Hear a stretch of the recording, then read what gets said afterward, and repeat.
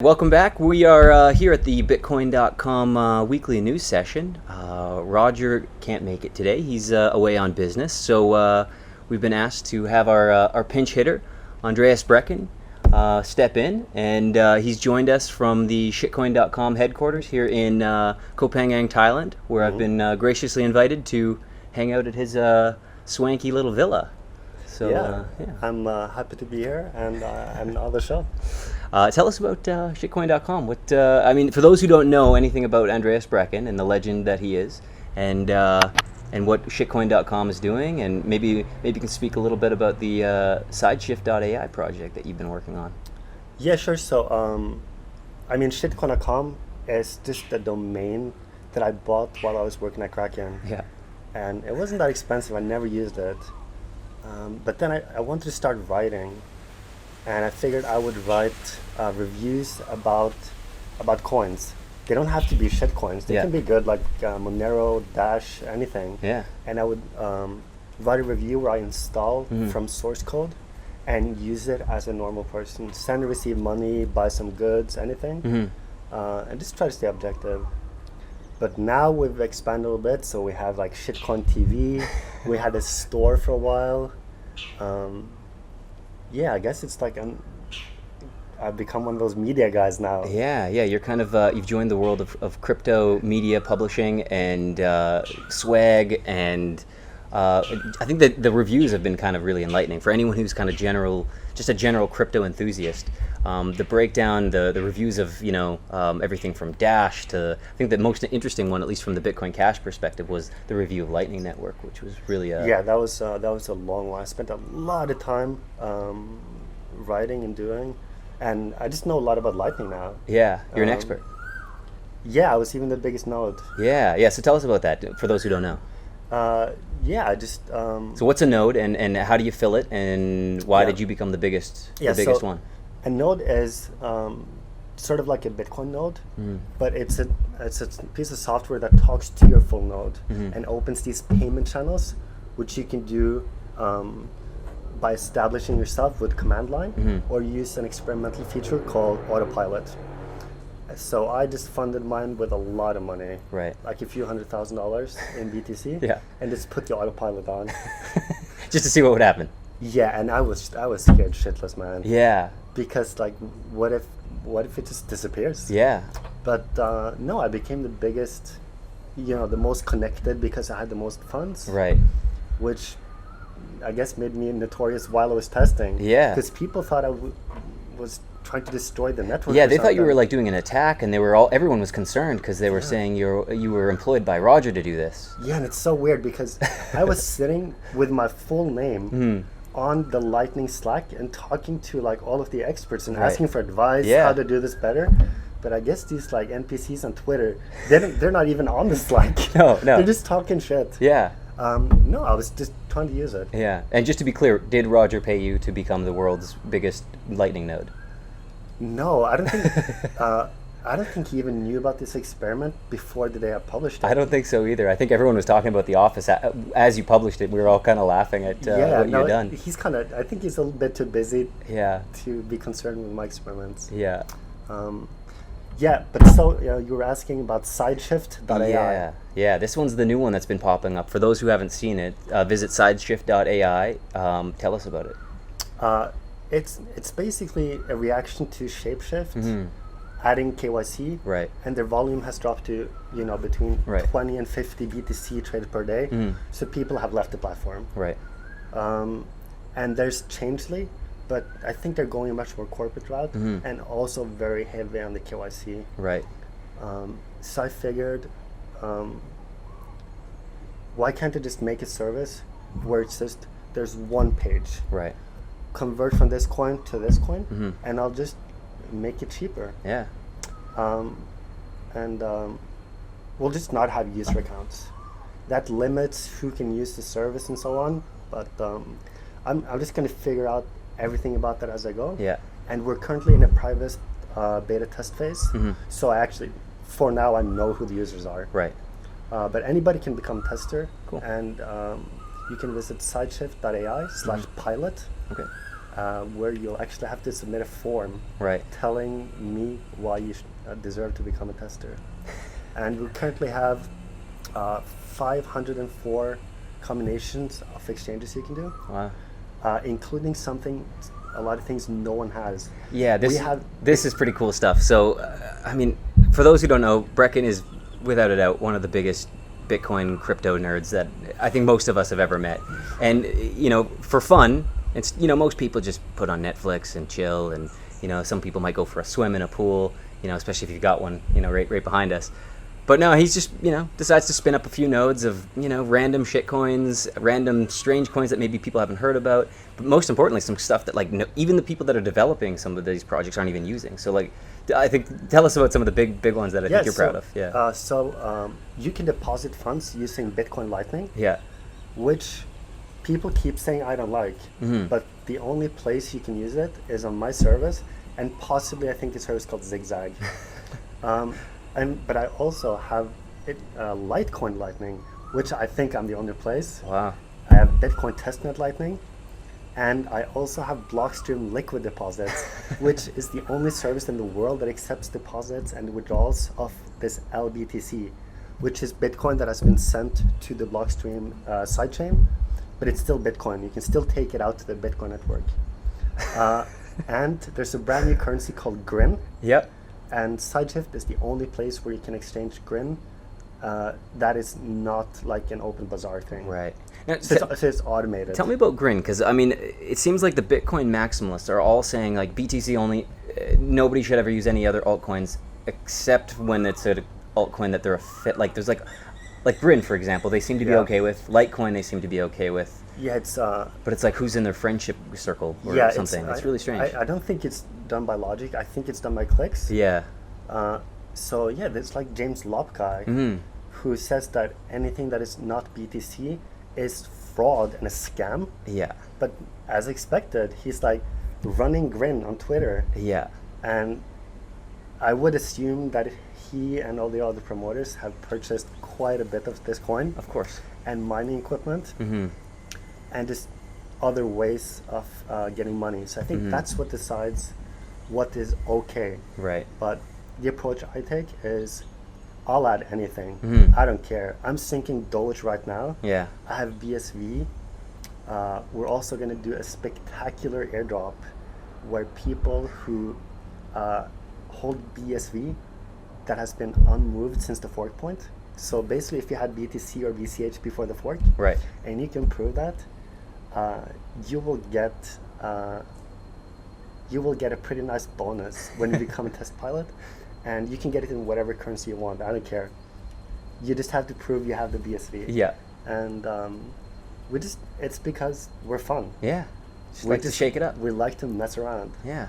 And yeah, we'll add every coin. I'm going to try to add Ripple next week. Just everything. Yeah, that's awesome. You made a comment last night about a tweet that Roger had sent out yesterday, and and then I think you even tweeted about it, saying that you thought this might have been a signal that maybe maybe this is the first little inkling of a new bull run. Yeah, it was kind of tongue in cheek. Yeah. But I think the problem, well, when you're in the bear market, it's because nobody's investing and nobody really is looking forward to the future, thinking we're going to make it. Yeah, there's a lack of optimism. Yeah, there's no optimism.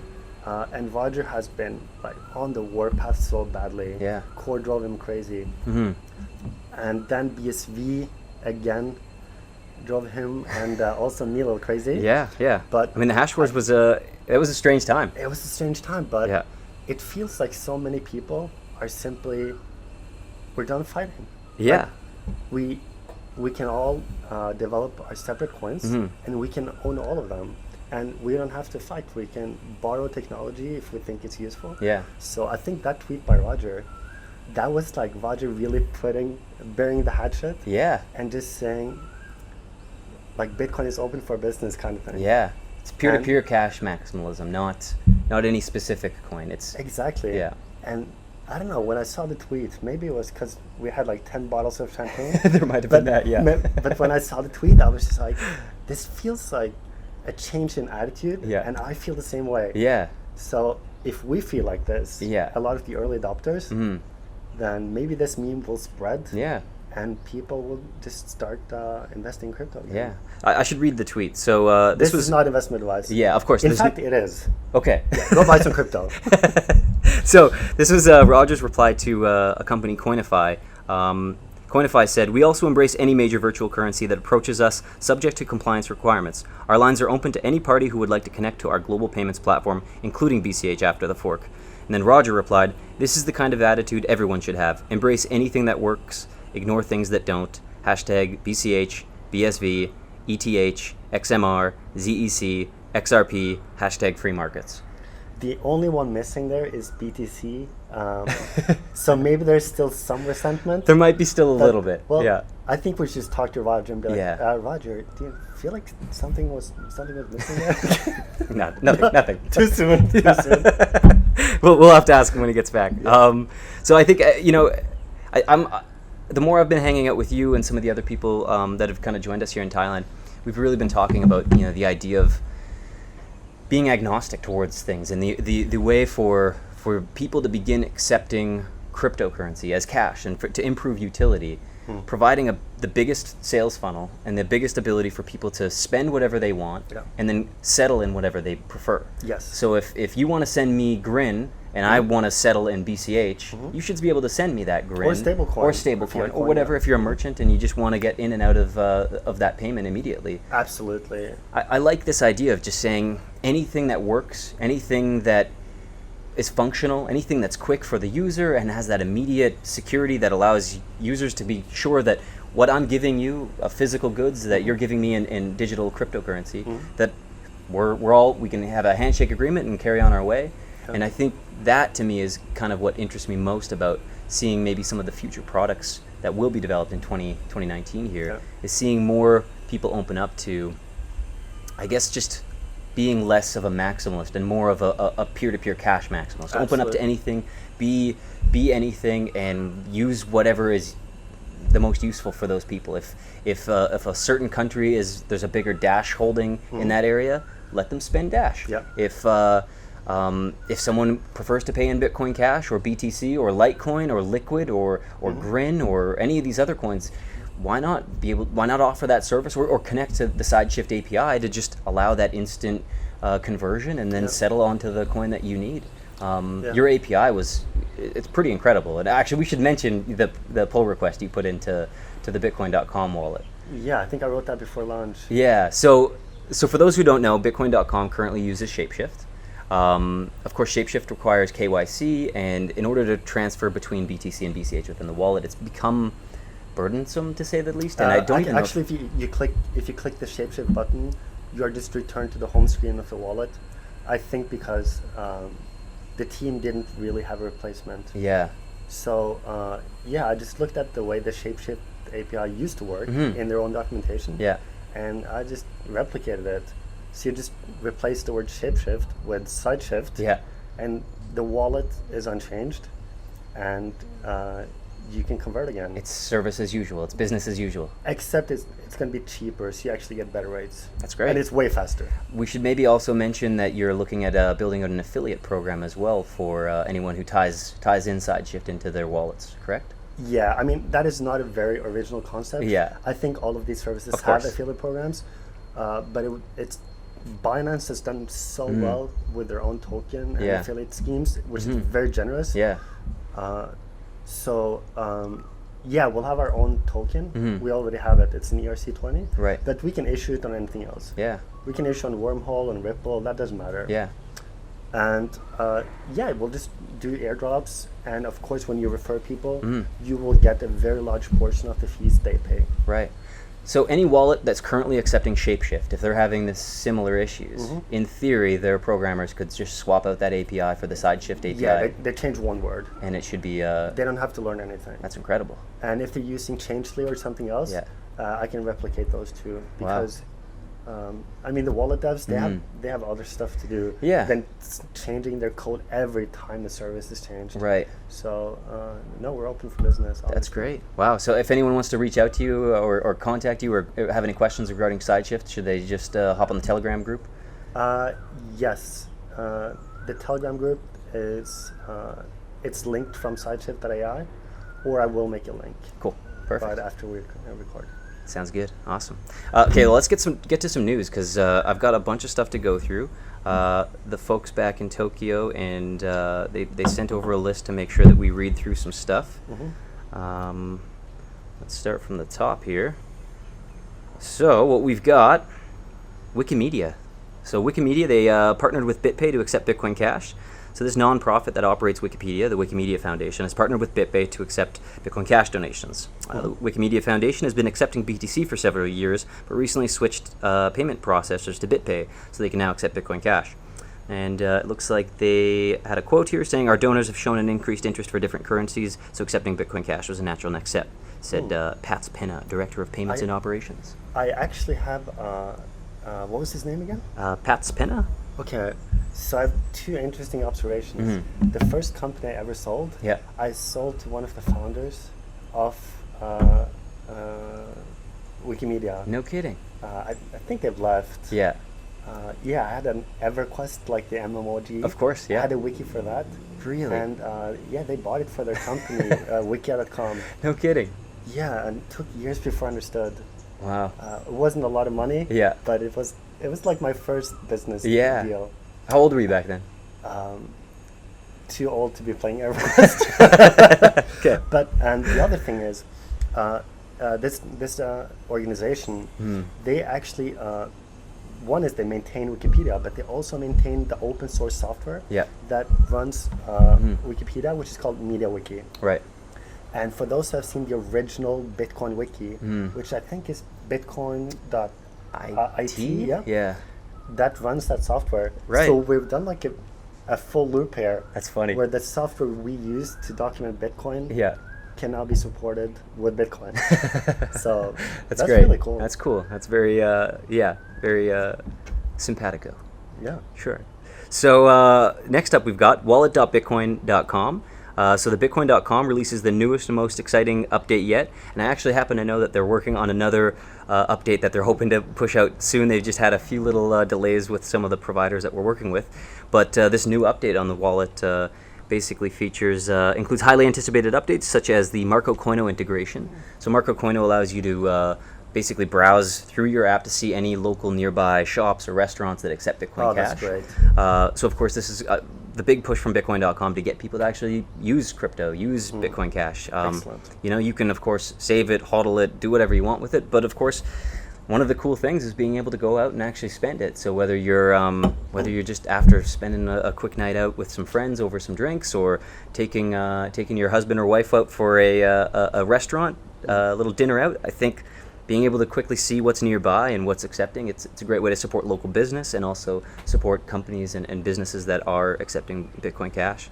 Some other new features include some direct links to online merchants, including Purse.io, eGifter, Cheap Air, and I believe there's also some additional merchant solutions pages on there that show you how to begin accepting Bitcoin Cash if you're a business or a restaurant. And that's a walk great you through those basket. I steps. love Purse and Cheap Air. I mean, Yeah. they were so early. Yeah. Great people. Cheap Air has been a huge win for me. I think that's actually how most of the Bitcoin Cash guys that are out here right now, they're all paying in through Cheap Air and paying with Bitcoin Cash. And actually, we just booked another little chunk of time at Beach Hub, which of course also accepts cryptocurrency, which is very, very cool. If you haven't checked them out, beachhub.com. And actually, this little island here, I guess we should maybe explain to people where we are. Tell us about this island. You've been coming here on and off for quite some time, right? Yeah, a couple of years. We are on the island of Koh Phangan in Thailand, and it's not a very big island, but it's the different parts are very different. So the south is known for the full moon party, which attracts thousands and thousands of people every month for one night of a crazy party on the beach. Yeah. Which is in the south, but we're actually staying in the northwest, which is let's be honest, it's the hippie side. Oh, it's the total hippie side. It's Yeah. the total hippie Yeah. side. It's peace and quiet and just love and Yeah. long hugs. Yeah, yeah. I've really noticed the hugs out here. They're so long. They last an extra like 4 seconds, Oh, almost yeah. almost to the point of being uncomfortable. But it's kind of nice. It's like, okay, I like I it. like you. You're a good person. Yeah, You must yeah. really like me. It's really strange. Nobody wears shoes. Nobody wears shoes. There's one road. Yeah, yeah. One world. Lots of reggae. Lots of strange house music.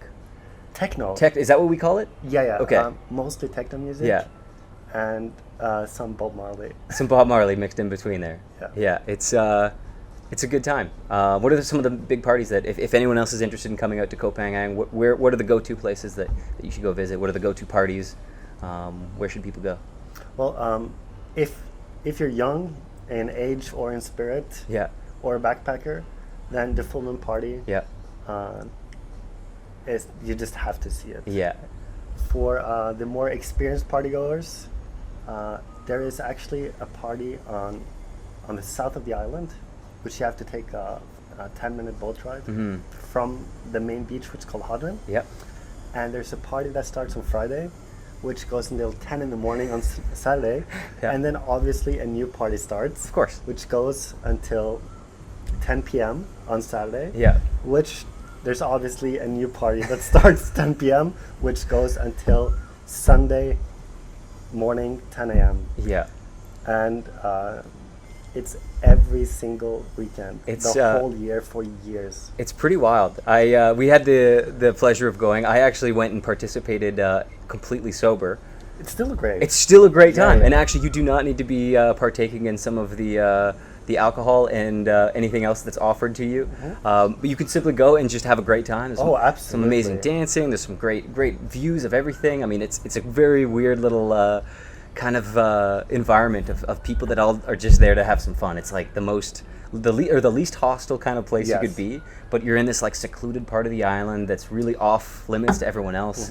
The boat ride out we had to take out in a bit of a storm, and it was just like it's epic. Oh, you feel like you're going off to battle or something, because Yeah, it's yeah. pretty. You're on these sketchy longboats driven by these, like, I don't know, 15 or 16-year-old kids, and Yeah, they've been up all night. yeah, getting yeah. driving people. Yeah. It's pretty wild, and you're hitting waves. Like, it's pretty nuts. And but you end up there, and then you have to hike all the way up this little hillside and kind of mountainside in order to access this little Eden area. It's pretty wild. I'd highly recommend checking it out if you're into Absolutely. that. But I think definitely if you're into the more quieter side, this kind of western side of Koh Phangan seems Northwest, to be yeah. the northwest. Yeah, Mm. it seems to be kind of a little bit more chill, and there's a lot to do whether you're a party or not. There's just everything from Absolutely. snorkeling, scuba, hiking, Everything. elephants, you name it, all the cool stuff. We should get back to Bitcoin stuff, though. Bitbox version 3 has just been deployed, so it's now live at developer.bitcoin.com/bitbox. So Bitbox v3 has been released to take advantage of the recent release of REST v2, setting the stage for new features like authentication, dynamic rate limits, and much more. REST v2 has a new look, allowing for better test coverage and providing GET for single requests and POST for bulk requests. Explorer support for simple ledger tokens are also now live, allowing all SLP tokens to be listed at explorer.bitcoin.com/bch/tokens, and you can actually access that as well just from explorer.bitcoin.com. And it looks like Gabriel and his team have fully updated the documentation, and all of the docs can be found at developer.bitcoin.com/bitbox. So I've really noticed like a lot more people starting to kind of dive in and starting to build using Bitbox. It's kind of a simple little starter kit for any developer to start creating, and generating wallets and creating mnemonics, and they can build web apps with this. It's kind of an easy little toolkit to get quickly started. Have you had a chance to play with it at all? I haven't, but I'm gonna check it out because I'm gonna implement this token they're talking about. Yeah, this SLP the token. SLP, yeah. Yeah. So I'm gonna read up on that, and this is what makes Bitcoin fun for the programmers. Yeah. Is that we can have these toolkits, Yeah. play around, and just like build something. Yeah. And see it in action. Yeah, that's awesome. Yeah, we should give a huge shout out to James Kramer, Jonald Fukeball, I think Imaginary Username. There's a few other people that I'm sure I'm missing that all contributed and are continuing to contribute on Simple Ledger Protocol, which is the op return token for Bitcoin Cash. Very interesting stuff that they're doing over there. So Yeah, I believe actually SLP has also been integrated into Badger. So actually that leads us on to the next one here. So Badger Wallet, they just released some React components. So if you're a React developer and you're interested in adding the Badger button, which is kind of like an improved money button, as it's completely open source. So it's always going to live on. It's not run by any specific company. So of course you can fork it and build it out yourself. But the cool thing is that this release of the React components were created to integrate Bitcoin Cash and the Badger wallet into your app with ease. So I'm going to check this out too. I think you could probably set it up as a simple little donation widget, or probably even accept. A way to deposit Yeah. without having to do like all these addresses and. Exactly. Yeah, it could be very cool. Excellent. So websites are realizing the incredible ease of use for instant transactions with Bitcoin Cash. The big one that adopted this was Satoshi Dice. So Satoshi Dice recently integrated the Badger button, and it's the perfect use case for Badger, which is providing seamless experience. So it's kind of a quicker way to make those deposits, whereas typically you'd have to scan with your mobile wallet, send it. And, there might be a little bit of a fee calculation kind of delay, and then you kind of got to wait for it to all happen. Especially when you're chasing, trying to win some money. Absolutely, yeah. You just want to click one thing. You just want to smash buttons and make sure, like, you want to let it ride. Yeah, just mash some buttons, and Badger lets you mash, which is pretty fun. So I think go check that out if you're interested. It's badger.bitcoin.com. And yeah, React developers, go check this thing out. It's very, very interesting. You can customize the Badger button. It's got some great little notifications, some price integration for different currencies. Huge shout out to Peter Zenger. He actually was the one that built out this Badger React component. So Spicy Pete, great work. Next off, we've got Schnoor signatures. So privacy and scaling on Bitcoin Cash. The Schnoor signatures are heading. I'm going to screw that up a few times here. The Schnoor signatures are heading to BCH with the planned upgrade to the BCH chain, providing a new level of innovation by bolstering scaling and privacy all at once. Schnoor's method simplifies the transaction process by creating a single merge signature, potentially reducing the blockchain storage and bandwidth by at least 25%. Other upgrades include unmalleable smart contracts, making it possible to write smart contracts whose script sig inputs cannot be malleated. So tell us about Schnoor signatures for those who know nothing about Schnoor signatures, aside from how incredibly hard it is to pronounce. Yes, so I'm not an expert on cryptography, but what I've heard as a selling point is the transactions you send when you send Bitcoin, they're signed with your private key. Right. And that adds extra information that has to go on the blockchain. More stuff to send means more bandwidth, slower, more block space. Right. It's not really critical today on Bitcoin Cash, but there is one issue. If you have a multi-sig address, then for every signer you add, like if you have an address that is controlled by 10 people, where at least 7 have to sign, right, then you need 7 signatures every time you send a transaction. Right. And the way I remember this, the way we're signing today, every time a new signer signs, the transaction increases in size a lot. Oh, wow. So it doesn't add a few bytes per signer. It compounds. It compounds really badly. Wow. And supposedly with Schnoor, this is not the case. Interesting. So you can have as many signers as you want, Yeah. and it'll still be like a small, snug little transaction signature. Great. So that's what I've heard as a selling point. That's awesome. For the privacy, that is not my expertise when it comes to Schnoor. Of course, yeah, no, but that's pretty interesting stuff. If you've got any more information on Schnoor, leave a comment in the comments below. Maybe send off some links to videos where it maybe explains some more about Schnoor, because I'm sure any of the geeks would love to kind of geek out on this stuff. We should maybe mention the newest page actually on Bitcoin.com. So if you visit tools.bitcoin.com, we've put together a little bit of a portal page that allows people to access some of these kind of secondary and kind of tertiary tools products that we've been building out on Bitcoin.com.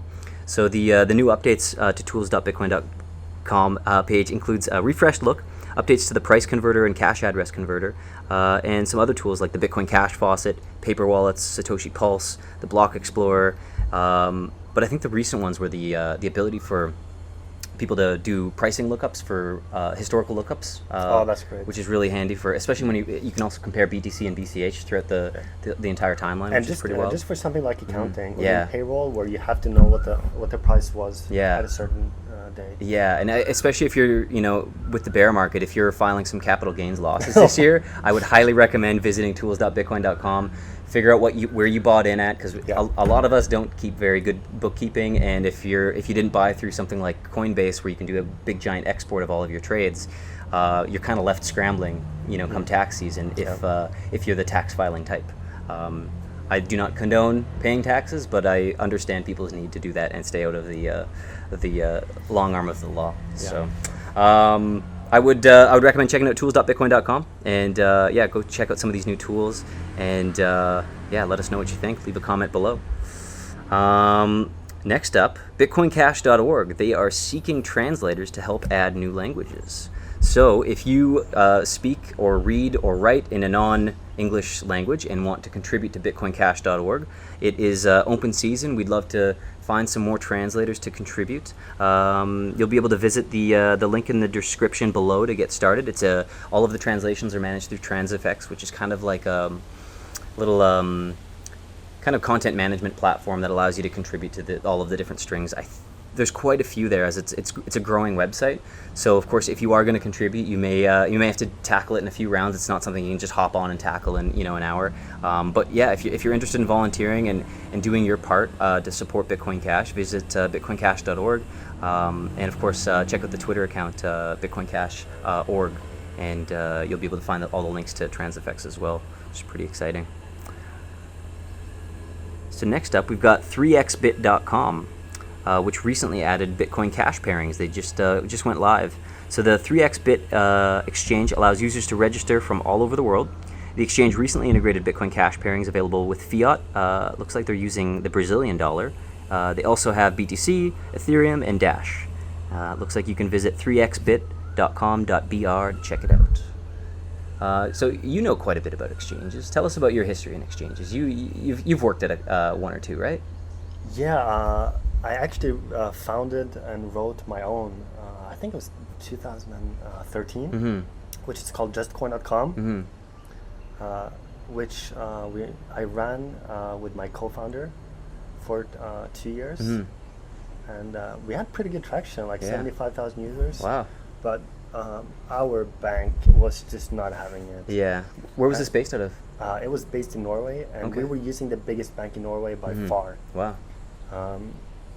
And they straight up just told us, like, guys, we're gonna fire you as customers.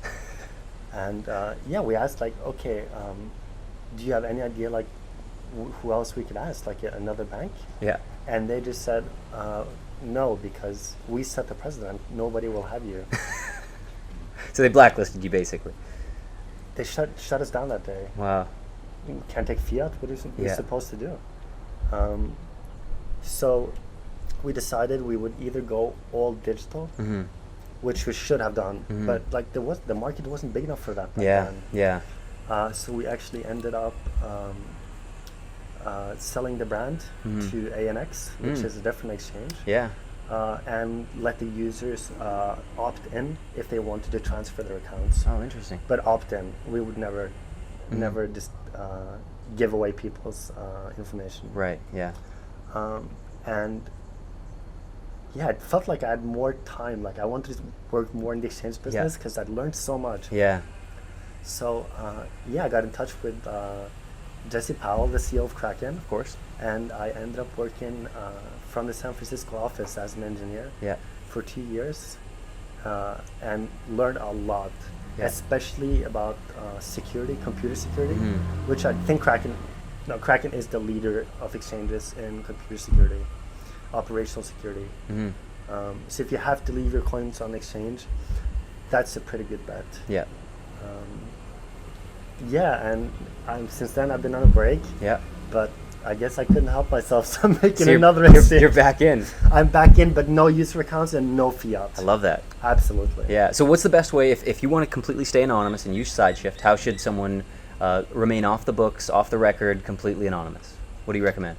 Yeah, I mean, whenever you access a website, a lot of people will know your IP address. So I'll know it. Our hosting provider will know. Anybody snooping, your ISP will know that you're accessing the site. And there's just so many people that will know. So just always use the Tor browser, which exists for every operating system and mobile.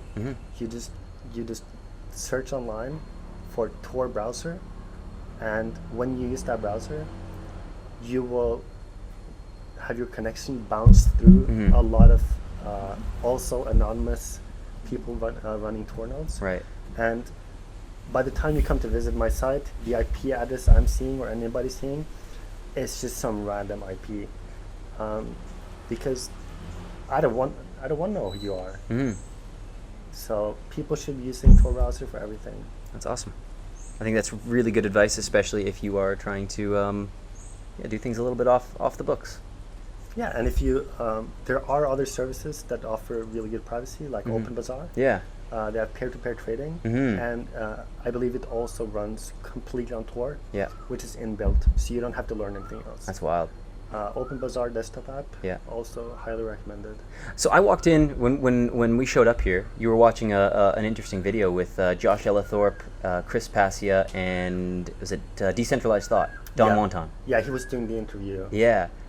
What was the video? Actually, we should link to that video in the description below. But maybe you could give us a little summary of what that video was about and why it got you. You were really excited about it. Oh yeah.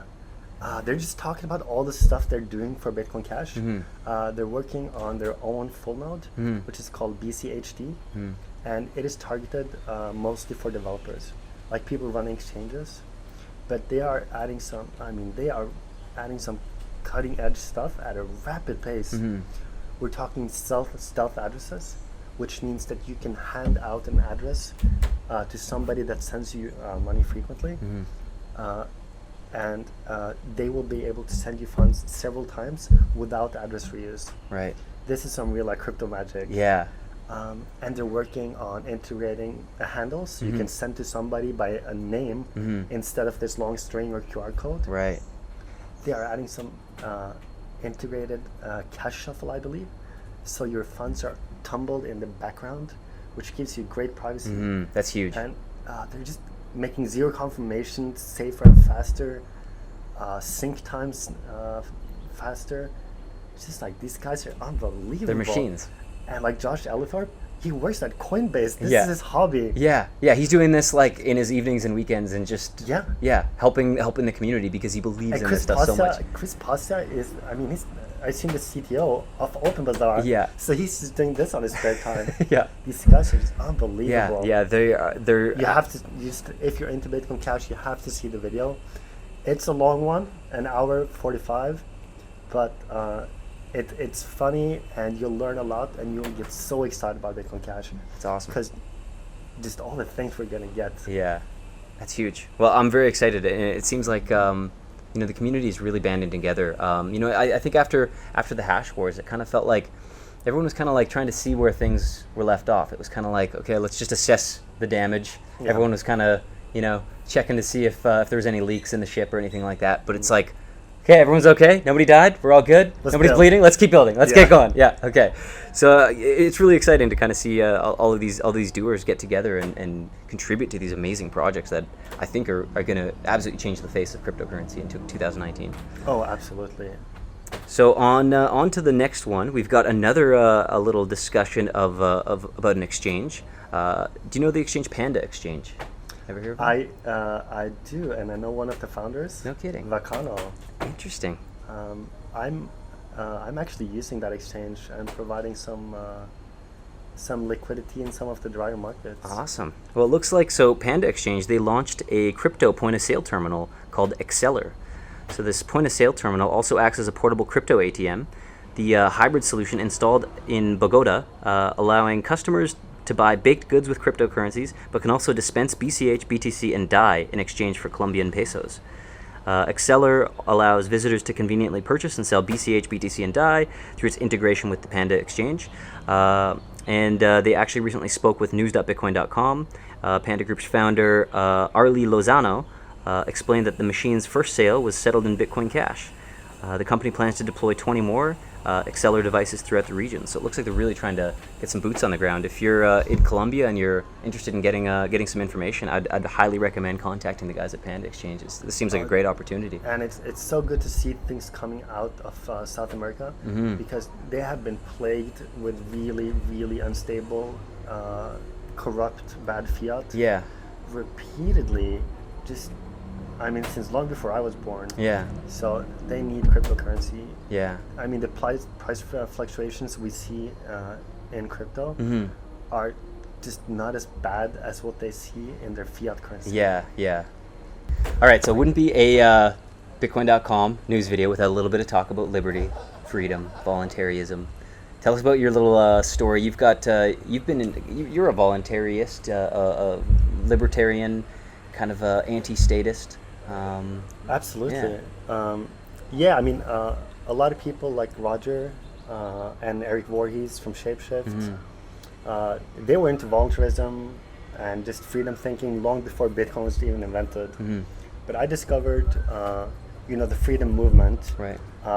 Actually through people I met in Bitcoin. And yeah, I believe that the state is a cult, a creepy cult. It's a little creepy, yeah. It's they take your money through taxation. They steal from you. They have a monopoly on violence, the police and the military. But if you need the police to help you, like somebody breaks in, they could end up arresting you, because they're not. They're looking to get busts, not to help people. Yeah. They say they build roads for us, but the roads are terrible. And the hospitals, we have to wait in line for months to get like anything done. Yeah. It's people just have no good interaction with the government, but yet they keep giving them money and voting. In schools in certain countries, you have to stand up, hold your heart, and sing a national anthem. Yeah. Which I think is in the U.S. is about bombing other countries. Yeah, we did that actually in Canada too. I remember as a kid we had to sing "O Canada" every morning. It was played on the announcer. Everyone would stand, kind of do their the flag. Yeah. Wow, it's so creepy. It's a little creepy. It's indoctrination. It is. Yeah. So anybody wants to get involved, learn more, expand your mind, go to fee.org, where you can read articles, download books for free. And I especially recommend Economics in One Lesson by Henry Hazlitt. Yeah. Which it's an oldie but a goodie. It's like timeless thinking about freedom, and really open your minds to thinking differently. I know Roger has basically assigned it as like mandatory reading at Bitcoin.com, and the whole idea that if you understand economics better, you will understand Bitcoin better, and they really kind of bleed into one another really quite seamlessly. I think if you understand economics more and you understand some of the flaws and serious flaws that continue to this day, this book was written back in like the 30s or 40s, and it still highlights that there's these governments and states keep making the same mistakes over and over, from like subsidies to like saving industries that maybe don't need to be saved. So like perfect examples, like different taxis, these taxi unions and taxi groups across North America and Europe, where Uber tries moving in and they band together and then ask for the help from the government to save their industry. Well, in reality, everybody just wants to use Uber and not be in a taxi. Yeah. Unless you're in Tokyo. Yeah. Where the taxis are spectacular. They wear white gloves. Yeah, it's incredible. You feel like you're, that you've got your own chauffeur. It's a beautiful experience. Love it. But the fact is, taxis, for once in their lifetime, now have some competition. And instead of competing and becoming a better product, offering better services, having maybe a mobile app, providing better rates to their consumers, I think they're now instead saying, Uncle Sam, please help these other people from taking my business. Yeah. And it's pretty disgusting. It's a clear step towards socialism and the whole idea of like states just intervening and doing this weird central planning of everything, and it's a slippery slope in my opinion. Absolutely. I think it's it really resonates too with the whole 2008 financial crash and these big subsidies and kind of bailouts for all these banks and stuff like that. It's no different than that in my opinion, and you're trying to save one industry at the cost of enormous debt towards your country, and that only gets passed on to the tax burden for the citizens. And especially the poor who can't afford, intricate tax advice, or to have their own companies and write things off and stuff. Like, if you're poor, you can't afford that. You don't even have time for that. Well, so there's rich people that that don't even know, the whole idea of taxation. It's confusing for a reason. If they really wanted it to be simple, they could make it simple. Oh yeah, of course. Just the same percentage for everyone. Yeah. They don't want that. Yeah. Why would they want that? Why would they want it to be easy to calculate? Because no, of course not. Think of how many accountants and lawyers and people are getting involved to prevent it from being simple. Yeah, of course. It's insane. I find your take on this idea of countries and states just being a cult. It's fascinating. I think it's definitely very apt. We should maybe mention some of the conferences that you recommended. Oh yeah, if you can make it all the way to Mexico, there's an Acapulco. Yeah. Which is every year, I believe, in February. If you can't make it to that one, there's the Porcupine Freedom Festival in New Hampshire in the U.S. Yep. I haven't been to that one yet, but a lot of Bitcoiners you've heard of have been going there for like decades. Yeah. And it just looks like a fun camping trip where you get to just experience a lot of freedom. That's and cool. freedom-minded people. Yeah, that sounds awesome. I think we should maybe quickly read through some of these birthday wishes and comments from last video. We've got Gary Sachs, John Martina, Crypto Bum, Tranpor, Dominic Johnson, High Sierra News, all of them wishing Roger a happy birthday. Of course, he can't be with us. He's away on some business. And happy birthday, Roger. Happy birthday, I already Roger. sent you a video, but... Yeah, actually, if you haven't seen Andreas' little clip in the last video, it's at the end of the last news video. There's a little birthday montage of all of the... we got everyone from like Brian Micon to Vin Armani, Amory Sachet, Paul Stork. There's a ton of people that would just all put in some videos to wish Roger a happy birthday. So it's good to see some comments wishing him his best as well. We've got some talk about adding some more video networks onto Bitcoin Cash. I think that's a great idea. I think there's already Keyport TV. That's over on SV. Is it open source?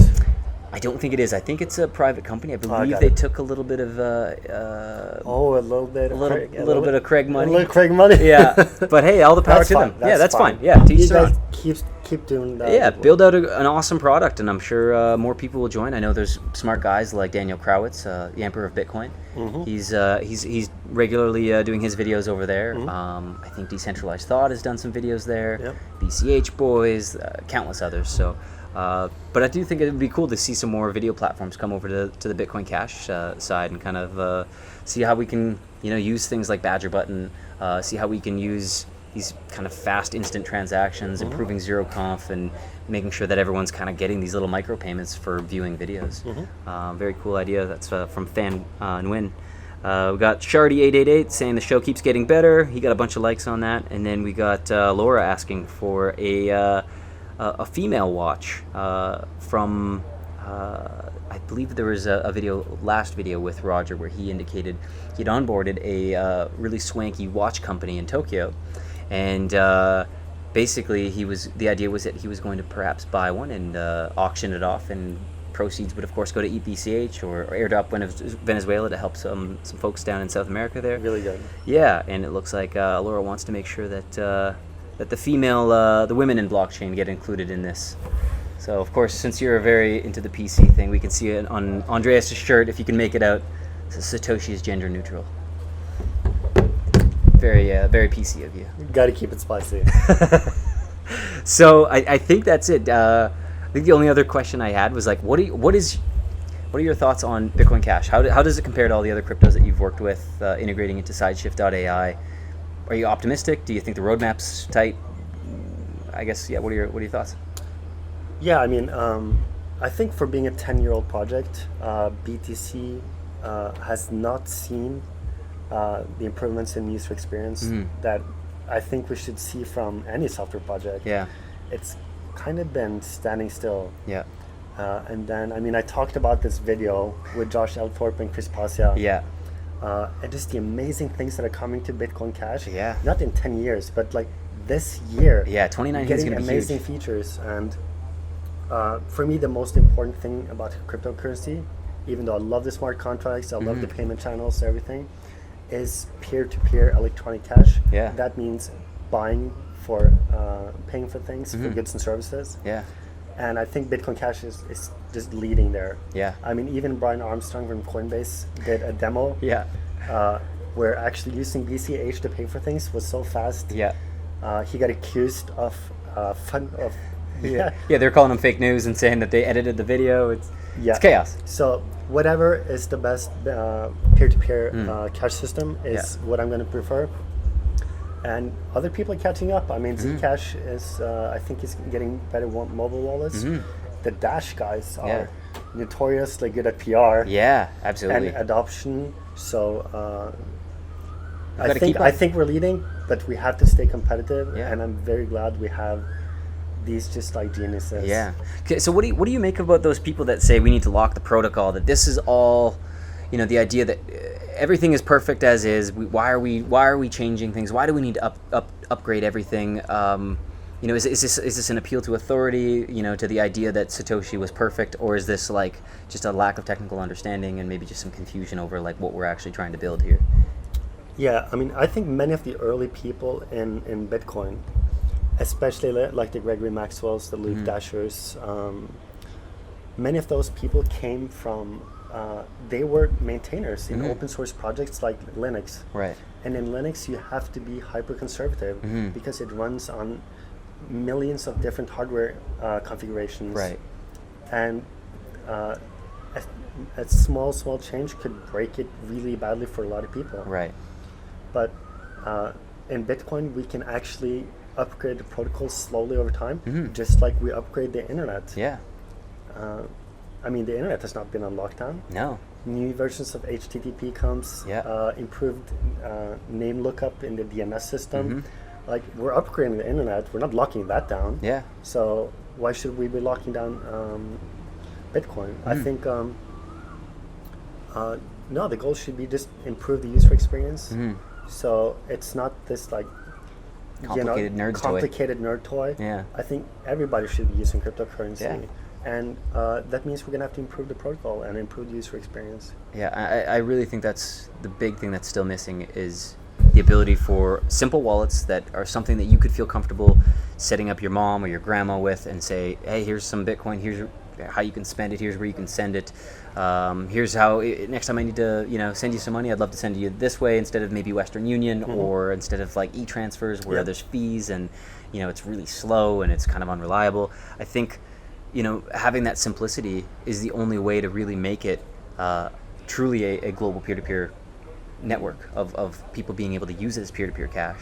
I think without that, there's a very strong chance that we'll just be reserved as like a nerd's toy, kind of like PGP. It's adopted by a subset of nerds that are concerned about encryption and things like that. And Roger also says this a lot, that we shouldn't let what is it, perfect be the enemy of good. Yes. Yeah. So maybe theoretically it is more secure to have your own full node than to run an SPV wallet. But your grandma is not going to run a full node. No, I don't. So I barely. I can barely keep up with my grandma's like printer demands. Yeah, exactly. Yeah, I can't imagine having to like let's tell her how to restart a Raspberry Pi or.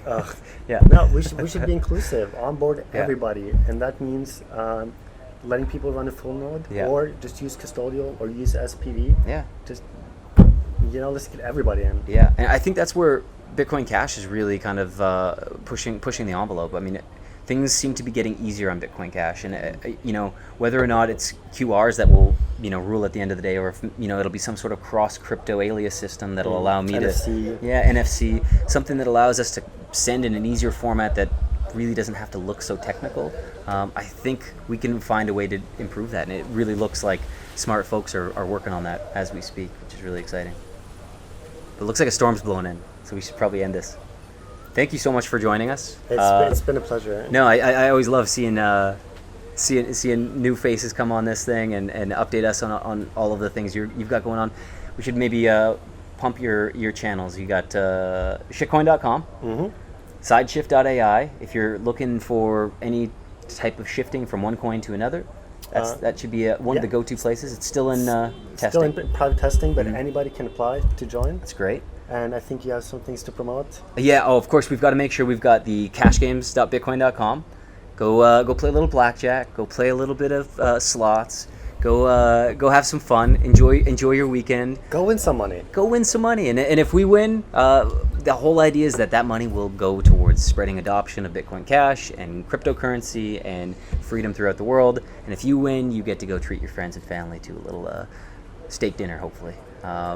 Cash games, what else we got? We got free.bitcoin.com. If you don't have any Bitcoin, go download a wallet from wallet.bitcoin.com, then head over to free.bitcoin.com. Go get a little taste of it. Go check out the new Chrome and Firefox wallet, badger.bitcoin.com, which you can go play on. I think actually CoinSpice has already added the Badger button. Satoshi Dice has added the Badger button. I think there's a few other things that have also added it. You'll have to check it out on badger.bitcoin.com.